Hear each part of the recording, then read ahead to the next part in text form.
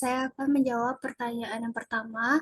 Pertanyaannya adalah, pilihlah 3 jurnal terpercaya, temukan masing-masing 2 masalah tentang kendala teknis dalam ekstraksi gas superkritis cair dan bagaimana mengatasi permasalahan tersebut.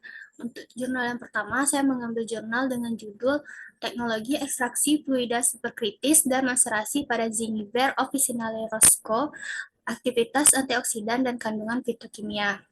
Untuk permasalahan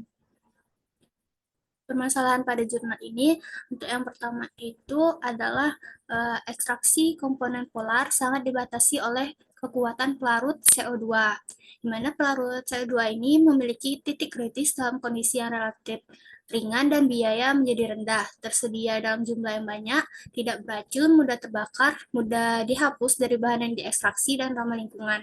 Kemudian dalam kondisi tertentu, ketika CO2 superkritis digunakan sebagai pelarut dalam ekstraksi senyawa termolabil, terutama senyawa antioksidan, aktivitas antioksidan dari senyawa ini relatif tinggi jika dibandingkan dengan pelarut organik.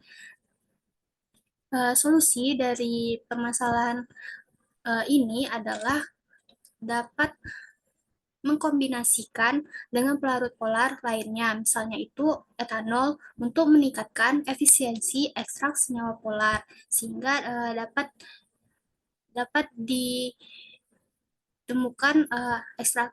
ditemukan senyawa yang sifatnya polar.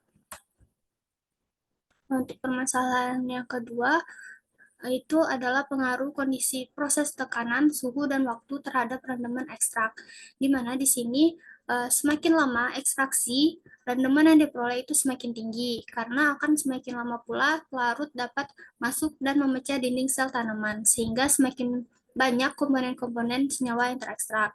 Begitu juga dengan tekanan. Di sini semakin tinggi tekanan pada proses ekstraksi fluida superkritis, maka akan semakin tinggi pula rendemennya. Dan selain tekanan, kondisi suhu pada ekstraksi fluida superkritis juga mempengaruhi rendeman, di mana di sini suhunya divariasikan antara 20 derajat Celcius hingga 40 derajat Celcius. Jadi solusinya itu adalah kontrol ketat terhadap parameter operasi seperti tekanan, suhu, dan waktu untuk memastikan kondisi yang konsisten, sehingga didapatkan rendeman yang diinginkan.